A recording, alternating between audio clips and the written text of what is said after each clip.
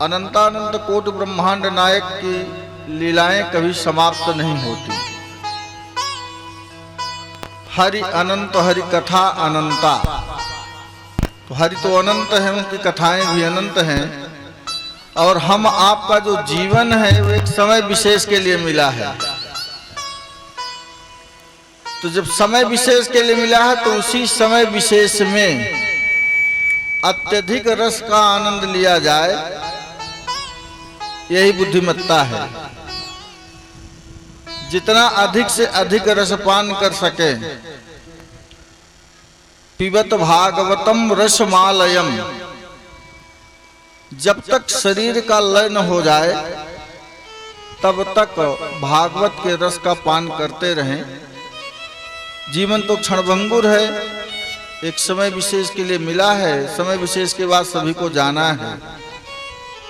कोई यहाँ रहेगा नहीं, सृष्टि ही नहीं रहेगी। तो धीरे धीरे धीरे धीरे भगवान की लीला, भगवान की कथा श्रवण करने से लाभ क्या मिलता है? अपने जीवन को सुधारने का एक मार्ग मिलता है। जीवन बड़ा महत्वपूर्ण है। नरत्वम दुर्लभम लोके। इस संसार में नरत्व जो है बड़ा दुर्लभ है। चूंकि दुनिया का सबसे बुद्धिमान प्राणी मानव होता है, मानव का मस्तिष्क कितना विकसित है ये आज तक दुनिया का कोई वैज्ञानिक न पता लगा पाया है, न पता लगा पाएगा। तो सबसे विकसित मस्तिष्क परमात्मा ने हमें दिया है, तो काहे के लिए? सदुपयोग करने के लिए। क्षुद्र कामाय नेष्यते। ये क्षुद्र कार्यों के लिए नहीं है, इसका सदुपयोग करने के लिए है। और सदुपयोग इसका सबसे बड़ा क्या है? इस जीवन को सार्थक बना देना, मुक्ति प्राप्त करा देना, मुक्ति को उन्मुख कर देना, ये जीवन की सार्थकता है। तो जीवन बहुमूल्य है। तो भगवान की कथाएं प्रेरित करती हैं हमें सन्मार्ग पर चलने की, प्रेरणा देती हैं। तो सन्मार्ग पर चलेंगे, हम अपने जीवन को धन्य बनाएंगे। एक नहीं अनेक बार आप ये कथा सुन चुके हैं और भगवान की कृपा से सुनते रहेंगे। पर कथा का मूल तत्व है आत्मसात करना। हम उसे आत्मसात कितना कर पा रहे हैं, तद्वद आचरण कितना कर रहे हैं, ये महत्वपूर्ण है। कथा तो आप श्रवण कर लेंगे हर जगह, अब तो बड़ी सुविधा संचार तंत्र में है, परंतु उसका आचरण और तद्वद आचरण करें, आत्मसात करें, ये महत्वपूर्ण है। लोग कहीं तीर्थ यात्रा में जाते हैं, गया, बद्री नारायण इत्यादि, बोले भाटा छोड़ दिए, कुम्हड़ा छोड़ दिए, लहसुन प्याज छोड़ दिए। ये नुकसानी चीज है। छोड़ देना ठीक है, नुकसानी है तो छोड़ ही देंगे। काम, क्रोध, लोभ, मोह, मद, मत्सर, इनमें से किसी एक का परित्याग करना, वो त्याग कहलाएगा। किसी एक का परित्याग कर दें कि हमने काम का परित्याग कर दिया, लोभ का परित्याग कर दिया, ये त्याग है। भाटा लहसुन छोड़ने से परमात्मा प्राप्ति नहीं होगी। तो कथाओं का मूल तथ्य है उसको आत्मसात करना और तद्वद व्यवहार करना, आचरण करना।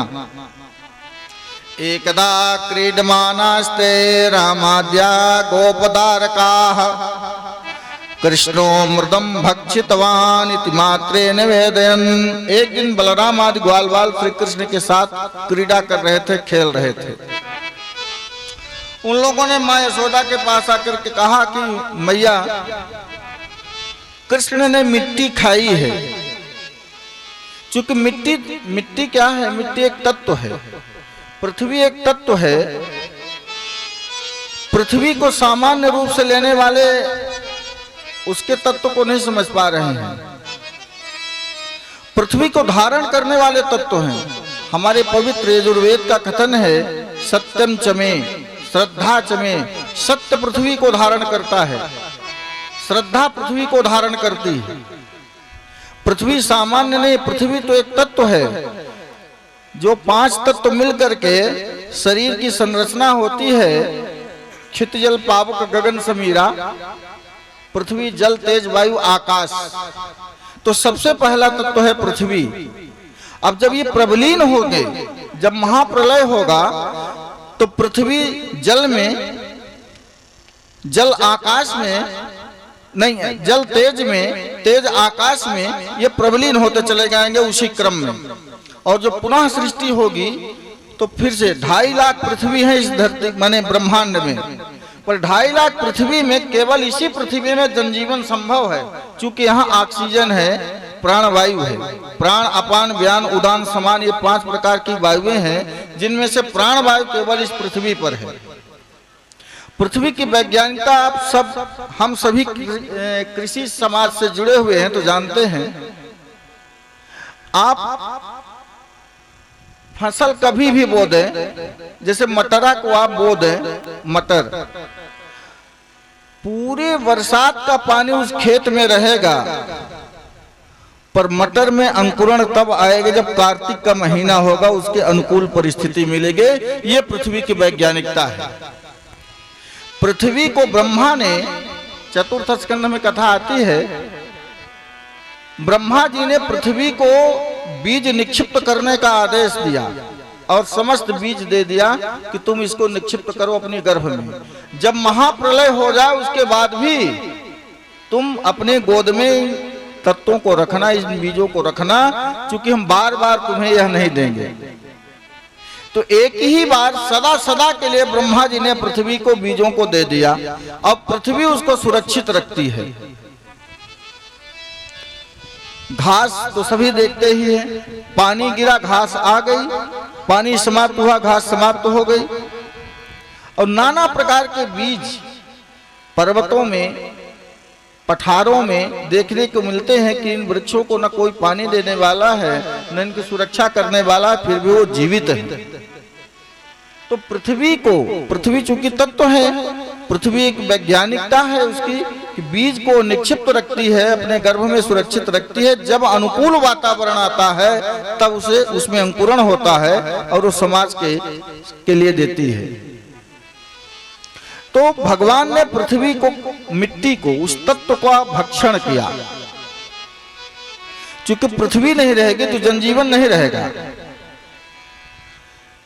तृतीय स्कंध में जो कथा आती है नरसिंहावतार की, तो भगवान नरसिंह को ब्रह्मा जी ने नारायण से कहा कि ये बताइए कि पृथ्वी को ले जाकर के रसातल में छुपा दिए, अब हम सृष्टि कहाँ करें?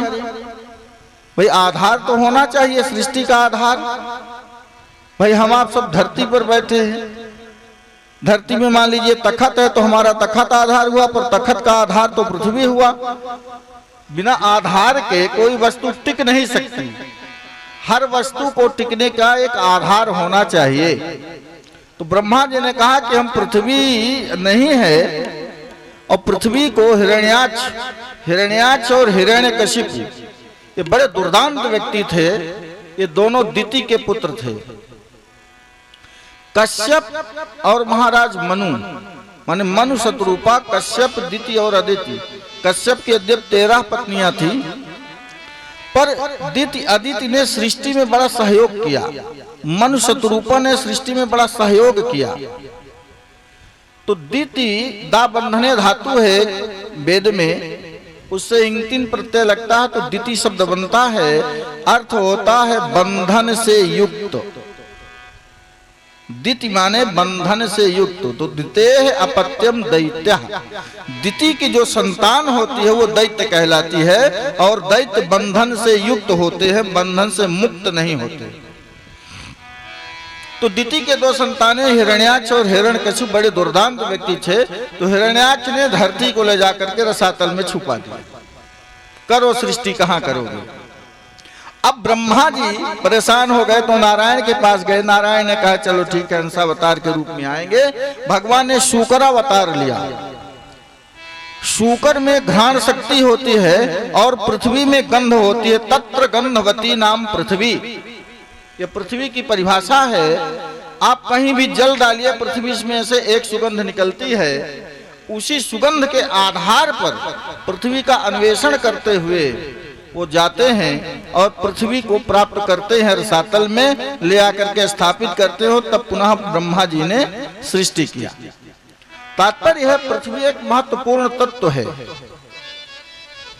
पृथ्वी पर कितने अनाचार, कदाचार, भ्रष्टाचार होते हैं, पर पृथ्वी किसी से बदला नहीं लेती।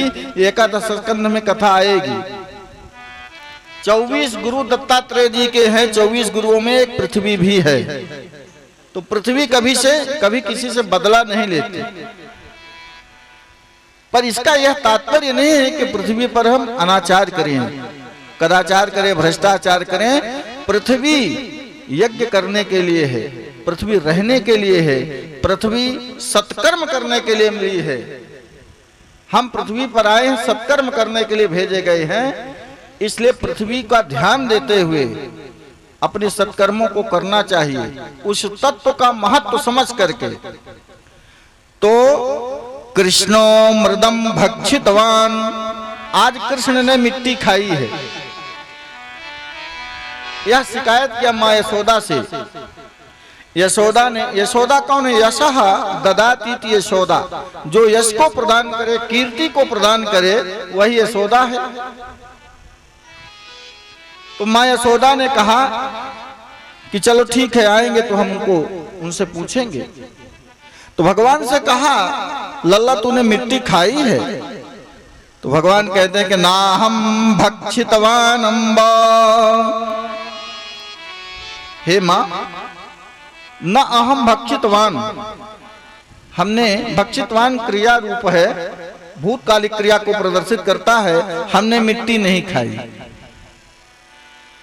सर्वे मिथ्याभिशंसिनः एते सर्वे मिथ्याभिशंसिनः मिथ्या भाषिणः सन्ति। ये सभी मिथ्या बोलने वाले हैं, झूठ बोलने वाले हैं। और यदि इन्हीं की बातों पर आपको विश्वास है कि नहीं नहीं यही सब सही कह रहे हैं, तो यदि सत्य गिरस तरिहि गिर माने वाणी, यदि सत्य गिरा, यदि इन्हीं की वाणी सही है, तरिहि माने तो समक्षम पश्य में मुखम, तो मेरे मुख को देख लीजिए आप, प्रमाण मिल जाएगा। मुख भगवान ने फैला दिया। अब मुख फैलाया तो भगवान के अंदर ब्रह्मांड दिखने लगे, नदी पर्वत सब कुछ दिखने लगे। एक क्षण के लिए अचेत हो जाती है माता यशोदा यह देख करके कि हमारे लल्ला के मुख में ये सब क्या हो गया। क्योंकि मातृ हृदय हैं, वो परमात्मा नहीं मान रही हैं, अभी मातृ हृदय है, पुत्र मान रही है। इसलिए उनको डर हो गया कि हुआ क्या। थोड़ा सा सचेत होती हैं। कहा आपके बाद तुम दोबारा कभी मुख नहीं दिखाना, इस प्रकार खोल करके। कहा ठीक है, नहीं दिखाएंगे। इस प्रकार लीला कर करके उन्हें आनंद दे रही हैं। तो भगवान ने कहा कि चलो लीला करते हैं। मन में विचार किया। उन्होंने कहा यशोदा माने कि ये ठीक नहीं है, इनको बांधना भी चाहिए, दंड भी देना चाहिए, अन्यथा छोटा बालक अशिष्ट हो जाएगा। अच्छा, किसी बालक को आप 10 वर्ष की अवस्था तक सही मार्ग दिखा दें तो वो फिर मार्ग पर चलने लगता है। लालयेत 5 वर्षाणि, 5 साल का छोटा बच्चा है तब तक उसका लालन पालन करिए। ताडयेत 10 वर्षाणि चा, और 10 वर्ष फिर उसको सुरक्षा में रखिए, अपनी निगरानी में रखिए। तो 15 साल हो गए। 10 साल वो, 5 साल लालन पालन वाला, 15 साल। प्राप्ते तो 16 वर्षे पुत्र मित्रवत आचरेत, 16 वर्ष का यदि बालक हो गया तो फिर मित्रवत आचरण उससे करें। तो 10 वर्ष यदि उसको हम अनुशासन में रख करके सही शिक्षा दे दे तो सन्मार्गगामी हो जाएगा। इसलिए सोच रही है कि छोटा बालक है, इसको दंड का भय दिखाएंगे तो सुधर जाएगा। यह मां यशोदा सोच रही हैं। एक दिन क्या हुआ कि उन्होंने सोचा कि मक्खन खाता है तो इसके लिए मक्खन बनाएं। मक्खन बड़ी पवित्रता से बनाना चाहिए। माठा हर घर में प्रायः होता था और हो भी रहा है, लगभग 80% घरों में अभी भी हो रहा है। तो दूध में कौन सा पानी मिला रहे हैं ये महत्वपूर्ण है। ऐसा पानी न मिला दें, क्योंकि दूध से जब दही बनेगा, फिर दही को मट्ठा बनाएंगे, फिर घी बनेगा, तो भगवान के भोग में भी काम लगेगा। इसलिए बड़ी सावधानी से दूध में पानी मिलाया जाए, दूध को सुरक्षित रखा जाए। आज अपनी मां यशोदा बालक के लिए मक्खन तैयार करना चाहती हैं तो बड़ी पवित्रता के साथ, क्योंकि जो अपने पुत्र की सेवा करेगी मां, वही बेटा अपनी मां की सेवा करेगा वृद्धावस्था में। तो जिन माताओं को वृद्धावस्था में पुत्र से सेवा लेनी हो, वो बाल्यावस्था में पुत्र की स्वयं सेवा करे, किसी दासी से न कराए। तो क्षौमं वासः पृथुकटि तटे बिभ्रति सूत्रनद्धम। पवित्र वस्त्रों को धारण करके दधि मंथन के कार्य में लग जाती हैं मां यशोदा। 9 लाख गायें हैं तो 2-4 हजार कर्मचारी भी होंगे, पर उन सभी कर्मचारियों के दूसरे कार्यों में नियुक्त करके और स्वयं दधि मंथन का कार्य करती है। इसी समय भगवान की नींद खुली, प्रातः का समय है। रात्रि में माँ जो है काजल लगा दी थी। अच्छा, बच्चे जब सोते हैं और सो के जगते हैं तो आंख मींजते हैं, ये प्राकृतिक प्रक्रिया है, ये प्रकृति सम्मत है। तो रात में काजल लगाई थी, सुबह उठ करके आंख मींज लिए। आंख मींजते हुए माँ का अन्वेषण करते करते माँ के पास पहुंचे, हाथ हटाया, मानो जगन्नाथ की मूर्ति है, भगवान जगन्नाथ बन गए। अब वहां से कहा कि हमें दूध पिला दो। उन्होंने सोचा कि थोड़ा सा काम बाकी है, ये करके दूध पिला देंगे। उधर जो है पद्मगंधा गाय का दूध उबल रहा था। पद्मगंधा गाय वरदानी गाय है, उसने बड़ी तपस्या करके यहाँ जन्म प्राप्त किया वृंदावन में। और उस दूध, वो दूध भी सचेतन था। दूध ने सोचा कि यदि माँ के दूध को पी करके ये तृप्त हो जाएंगे तो मेरी सार्थकता क्या है। तो उसने उफान भरा। दूध और जल की बड़ी मैत्री होती है। दूध में आप जल मिला दीजिए तो जल पहले जलेगा। मैत्री ये है कि मित्रता में हम अपने आप को नष्ट कर दें, उसके बाद उसके सामने वाले के ऊपर आंच आए। तो जब तक दूध का पानी जल नहीं जाएगा तब तक दूध में कोई आंच नहीं आएगी। तो दूध ने सोचा कि माँ के दूध को पीकर के तृप्त हो जाएंगे तो हमारी सार्थकता तो रह नहीं जाएगी। तो उफान भरा। तो कन्हैया ने कहा कि माँ अच्छा ठीक है, मुझे दूध न पिलाओ, पर वो पद्मगंधा गाय का दूध उफन रहा है, उसको जा करके संभालो। वो चली गई माँ। क्योंकि माँ का जो हृदय होता है कि तो माँ की ममता ज्ञान की भाषा नहीं समझती। माँ की ममता ज्ञान की भाषा नहीं समझती। तो उसने सोचा कि ये तो दूध खराब हो जाएगा। तो जब दूध के लिए जाती है तब तक इधर एक लोढ़ा उठा करके उसी मटकी में पटक दिए, पूरा माखन आंगन में बिखर गया। आकर के देखती है ये क्या किया। कहा ब्रह्मादिक, इंद्रादिक, शंकरादिक जो हमारे चरणों की धूल को तरसते हैं, आज मैं तुम्हारे गोद में आने के लिए तरस रहा हूं, इसलिए ना कि तुम मुझे पुत्र मानती हो, उसके बाद भी तू मुझे गोद में नहीं ली। मुझसे महत्वपूर्ण पद्मगंधा गाय का दूध हो गया, इसलिए मैंने मक्खन पूरे आंगन में फैला दिया। तो संजात कोपः स्फुरतारुणाधुरम। अब कहा कि बड़ा उच्छृंखल हो रहा है, तो एक छड़ी लेकर के उन्हें दंड देने का विधान बनाती हैं। भीरप यद विभेति, जिससे भयभीत होता है, आज उसे भयभीत करने के लिए माँ यशोदा एक छड़ी लेकर के दौड़ती है उनके पीछे। काहे को पाए, छोटा बालक दौड़ने लगे तो माँ चाहे जितना भी श्रम करे नहीं पाती। तो कहा यदि आप छड़ी का परित्याग कर दीजिए, छड़ी का परित्याग कर दीजिए तो मैं आपके सामने आ जाऊं, अर्थात छड़ी छोड़ दीजिए। तो त्यक्त्वा यष्टिं सुतं भीतं सुतम बालकम भीतम दृष्ट्वा, भयभीतम, भयभीत बालक को देख करके त्यक्त्वा यष्टिम त्यक्त्वा, यष्टि माने छड़ी को परित्याग कर दिया।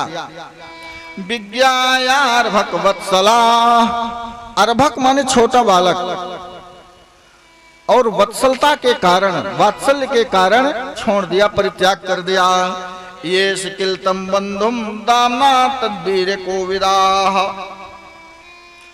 अब उस बालक के ऐश्वर्य का पता मां यशोदा को नहीं था, क्योंकि वो तो ऐश्वर्यवान है। न चांतर न बहिर्यस्य न पूर्वम न पिचापरम, पूर्वापरम बहिष्यांतर जगतो यो जगत्यः। जिसमें न बाहर है, न चांतर न बहिर्यस्य, न तो संसार उनसे बाहर है, न संसार उनके अंदर है। न पूर्वम ना पिचापरम, उनके पूर्व कुछ भी नहीं था, उनके पश्चात भी कुछ भी नहीं रहेगा। जब वो चाहेंगे तभी सृजन कर सकते हैं, जब चाहेंगे तभी विलय कर सकते हैं। पूर्वापरम बहिष्यांतर जगतो यो जगच्चयः, अर्थात जगत के पहले भी वो थे, जगत के पश्चात भी वो यही रहेंगे, अन्य सृष्टि रहे या न रहे। आज वह पूर्ण ब्रह्म परमात्मा है, उसे बांधना चाहती है, उसे दंड देना चाहती है मां का वात्सल्य। तम मत्वात्मजम अव्यक्तम, तम अव्यक्तम, अव्यक्तम ईश्वरम आत्मजम सुतम मत्वा, तम अव्यक्तम कृष्णम, उन कृष्ण को, उन अव्यक्त को जो कभी व्यक्त नहीं होता, अव्यक्त रहता है। इसलिए भगवान का जन्म नहीं होता, भगवान प्रकट होते हैं, भगवान का अवतार होता है, भगवान प्रकट होते हैं, भगवान का जन्म नहीं होता। अयोनिज है भगवान, तो भगवान प्रकट होते। इसीलिए जब हस्तिनापुर में द्रौपदी के साथ दुर्व्यवहार हुआ, तो यदि भगवान को कहीं से आना पड़ता, तब तो द्वारकापुरी बहुत दूर थी दिल्ली से, तो द्वारकापुरी से तो आते तो समय लगता, पर इसलिए समय नहीं लगा कि द्रौपदी ने आर्त स्वर से पुकार किया और भगवान वस्त्रावतार के रूप में उपस्थित हो गए। तो भगवान प्रकट होते हैं और भगवान अंतर्ध्यान होते हैं। भगवान को न कहीं से आना पड़ता, न कहीं जाना पड़ता, इसलिए कि हरि व्यापक सर्वत्र समाना, व्यापक भी है, सर्वत्र भी है, सो समान भी है। ईशावास्यमिदं सर्वं यत्किंच जगत्याम जगत, यह सारा संसार ईश्वर से आच्छादित है। ईट स्तुतो धातु है, उससे ईश्वर शब्द बनता है। तो ईशा से, ईश्वर से आच्छादित है सारा संसार। एक स्थान भी ऐसा नहीं है जहां परमात्मा की परिव्याप्ति न हो। तो परमात्मा सर्वत्र है। उस सर्वव्यापी परमात्मा को आत्मज अपना पुत्र मान करके उन्हें बांधना चाहती है मां की ममता। तो तम्मत्वात्मजम अव्यक्तम मर्त्यलिंगम अधोक्षजम गोपिको लूखले दाम्ना वमन्न प्राकृतम यथा यथा।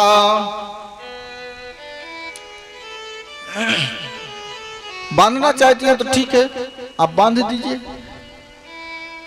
आपने छड़ी से दंड देना कहा तो हमने स्वीकार कर लिया, पर आप मुझे भयभीत देख करके छड़ी को फेंक दी हमारे कहने पर। अब आप बांधना चाहते हैं तो बांध लीजिए। यदि ब्रह्म को बांध सकते हैं तो बांध लीजिए, यदि आप जल को मुट्ठी में बांध सकते हो तो बांध लीजिए। जल निर्गुण और निराकार है, तो निर्गुण निराकार को बांधा नहीं जा सकता। सगुण साकार को बांधा जा सकता है, देखा जा सकता है, पहचाना जा सकता है। इसीलिए निर्गुण को जानने के लिए सगुण की उपासना आवश्यक है। इसलिए मूर्त पूजा का विधान भारतीय परंपरा में बना है। मूर्त पूजा करेंगे, सगुण साकार की आराधना करेंगे, तब हम निर्गुण को जानेंगे। जल को हम हाथ में मुट्ठी में नहीं बांध सकते, किंतु उसी के साकार रूप को, सगुण रूप बर्फ को हम हाथ में पकड़ सकते हैं।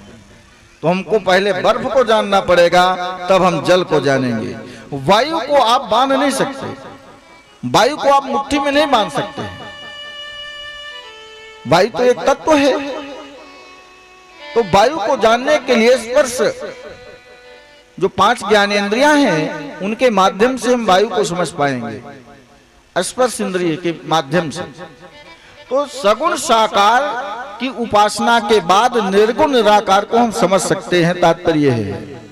तो तम अव्यक्तम, वह अव्यक्त है, निर्गुण है, निराकार है, किंतु उसे आत्मज मान लिया मां यशोदा ने। आत्मज माने पुत्र। अब वो बांधना चाहती हैं तो ठीक है, बांध लो। अब जब भगवान को लगा कि माँ की ममता है, बिना बांधे नहीं मानेंगी, उसी को जीता देना चाहिए। तो बबंध प्राकृतम यथा, जैसे कोई प्राकृत बालक अपने आप जाकर के बंध जाए, उसी प्रकार बंधने के स्थान पर पहुंच जाते हैं कि आप बांध लो। पर ब्रह्म को कौन बांध सकता है? 2 अंगुल की रस्सी छोटी हो जाती है, फिर जोड़ती है, फिर 2 अंगुल छोटी, फिर जोड़ती है, फिर 2 अंगुल छोटी, थक जाती है मां।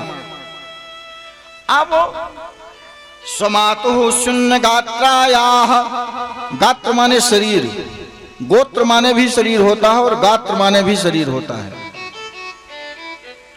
तो स्वमातु अपनी मां के शरीर को पसीने से लथपथ देखा कि मां परेशान हो गई, बांधते बांधते और बांध नहीं पा रही है।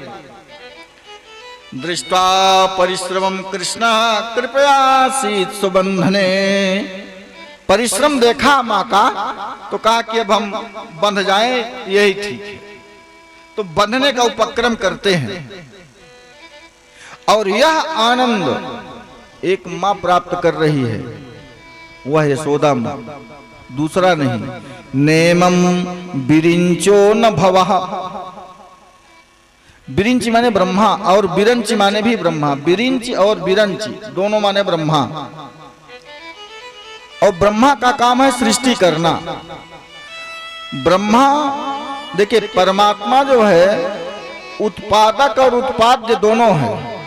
परमात्मा प्रकट भी होता है, प्रकट करता भी है, उत्पन्न होने का उपक्रम करता है, उत्पन्न करता भी है। माने उत्पन्न होता भी है, उत्पन्न करता भी है। ये परमात्मा में दोनों सामर्थ्य हैं। परंतु ब्रह्मादिक, इंद्रादिक, शंकरादिक जो है, तो ब्रह्मा उत्पन्न हुए अपने आप नहीं, नारायण के द्वारा, और उत्पन्न करने का सामर्थ्य इनको दे दिया गया। ये उत्पन्न किए गए हुए नहीं, नारायण के द्वारा उत्पन्न किए गए, किंतु उत्पन्न करने का सामर्थ्य इन्हें दे दिया गया। तो ब्रह्मा और शंकर नेमम विरिंचो न भवः न श्रीरप्यंग संश्रया प्रसादम लेभिरे गोपी।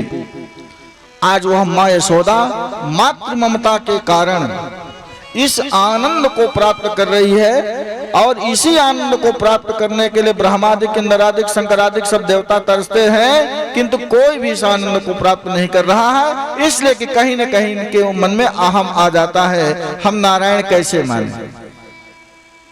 चूंकि माया की जो जवनिका है ना, वो आच्छन्न किए रहती है।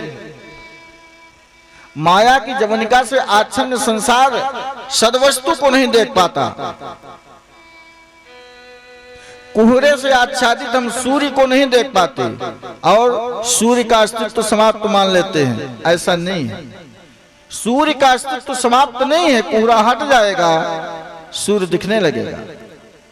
दर्पण है शीशा, शीशा में धूल भरी हुई है, हमारी प्रतिच्छाया नहीं दिख रही है। धूल को साफ कर दें, प्रतिच्छाया दिखने लगेगी। हमारे मन में जो परमात्मा का वास है, वो धूल से अर्थात माया से आच्छादित है। उस माया का आवरण हटा दें, परमात्मा दर्शन अपने आप में होने लगेगा। इसलिए कि परमात्मा कहीं दूर नहीं, हमारे अंदर है, पर उस माया रूपी धूल को हटाना पड़ेगा। और वो हटेगा सत्संग से, वो हटेगा कथा श्रवण करने से, वो हटेगा वैराग्य से, वो हटेगा अंतर मन में सद्बुद्ध ले आने से, सद्विचार ले आने से वो हटेगा धीरे धीरे। और जब वो माया की जवनिका हट जाएगी तो परमात्मा दर्शन अपने आप होने लगेगा। आवश्यकता है अपने आप को पहचानने की। हम सामने वाले को पहचानने की जरूरत करते हैं, माने सामने वाले को पहचानने का हम प्रयास करते हैं, पर जितना सामने वाले को पहचानने का प्रयास करते हैं उससे आधा श्रम अपने आप को पहचानने में कर लेंगे तो हमारा जीवन सार्थक हो जाएगा। तो मित्रों, सामने वाले को मत पहचानिए, अपने आप को पहचानिए। आवश्यकता इसकी है। हम कौन हैं? पंचम स्कंद में कथा है जड़भरत जी की। राजा रहुगण ने केवल इतने कहा है कि तुम अपने आप को पहचान। रहुगण से जड़भरत जी ने कहा कि तुम अपने आप को पहचानो, जो तुम हो वही मैं हूं। बार बार वो प्रश्न करते थे रहुगण कि आप हैं कौन, बताइए। कहा ये बार बार तुम गलती कर रहे हो, जो तुम हो वही मैं हूं। अर्थात आत्म तत्व तो तुम में भी है, मुझ में भी है, न तुम पृथक हो न मैं पृथक हूं। शरीर भेद है तो शरीर मैं नहीं हूं। तो तात्पर्य है अपने आप को पहचानने के लिए हम शरीर नहीं हैं, हम अंश परमात्मा के अंश हैं। परमात्मा हमारा अंशी है। तो कोई भी अंश अंशी को प्राप्त करना चाहता है, कोई भी अंश अंशी को प्राप्त करना चाहता है। जो वस्तु जहां से उत्पन्न हुई है वह वहीं जाना चाहती है।